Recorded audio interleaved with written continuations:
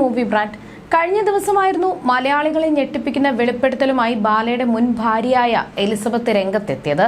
പിന്നാലെ നിരവധി പേരാണ് ഈ വിഷയത്തിൽ പ്രതികരണവുമായി രംഗത്തെത്തിയിരുന്നത്. പലരും എലിസബത്തിനെ പിന്തുണയുമായി സംസാരിക്കുമ്പോൾ മറ്റു ചിലർ എലിസബത്തിനെ വിമർശിച്ചുകൊണ്ട് രംഗത്തെത്തിയിരുന്നു. ഇതിനെല്ലാം തന്നെ തക്ക മറുപടിയും എലിസബത്ത് പറയുന്നുണ്ട്.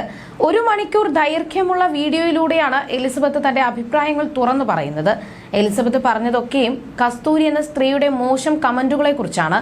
തമിഴ്നാട്ടിൽ ഇടയ്ക്ക് സന്ദർശനം നടത്തിയ ബാലയും കോകിലയും അവിടുത്തെ പ്രമുഖ ചാനലിൽ ഒരു അഭിമുഖം നൽകിയിരുന്നു. ആ അഭിമുഖത്തിൽ മുൻ പങ്കാളികളെ കുറിച്ച് വളരെ മോശമായ രീതിയിൽ ആരോപണം ഉന്നയിച്ചിരുന്നു. ഇതിനെതിരെ മലയാളികൾ അടക്കം ആ ചാനലിലെത്തി തങ്ങളുടെ അഭിപ്രായം രേഖപ്പെടുത്തി. എലിസബത്ത് തന്നെ അപായപ്പെടുത്താൻ ശ്രമിച്ചു എന്ന് പേരെടുത്ത് പറയാതെ തന്നെ ബാല ചില പരാമർശങ്ങൾ നടത്തിയിരുന്നു. ബാലയുടെയും കോകിലയുടെയും അഭിമുഖത്തിൽ കമന്റുകൾ പങ്കിടുന്നവരിൽ പ്രധാനി കസ്തൂരിയാണ്.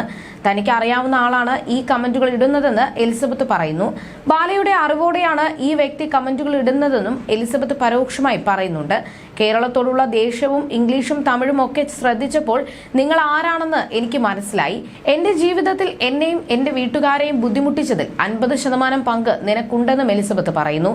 കോകില പറയുന്നതിനേക്കാൾ കൂടുതൽ ബാലയെക്കുറിച്ച് വ്യക്തമായി സംസാരിക്കുന്നത് കസ്തൂരിയാണല്ലോ എന്നാണ് കമന്റുകൾ കണ്ട പലരും അഭിപ്രായപ്പെടുന്നത്. മുൻ പങ്കാളികളുടെ ഇരയായിരുന്നു ബാലയെന്നും എലിസബത്തിനെതിരെ മോശമായി കമന്റുകൾ പങ്കുവച്ചുകൊണ്ടും കസ്തൂരി എത്തി. കോകില അല്ല, റിയൽ വില്ലത്തി കസ്തൂരിയാണെന്നാണ് പലരും പറയുന്നത്.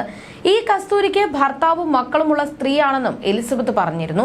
പലപ്പോഴായി പല സന്ദർഭങ്ങളിലായി എലിസബത്തിന് എതിരെ കസ്തൂരി പങ്കുവച്ച കമന്റുകൾ ഓരോന്നായി പങ്കിട്ടുകൊണ്ടാണ് എലിസബത്ത് പങ്കുവച്ചത്.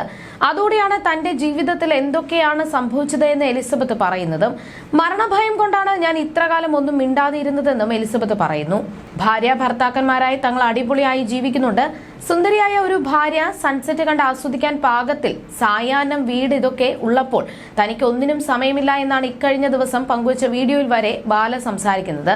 ഇടയ്ക്ക് അമൃത സുരേഷ് നൽകിയ പോലീസ് പരാതിയിൽ പോലും സത്യം വിജയിക്കുമെന്ന് മാത്രമായിരുന്നു ബാലയുടെ മറുപടി.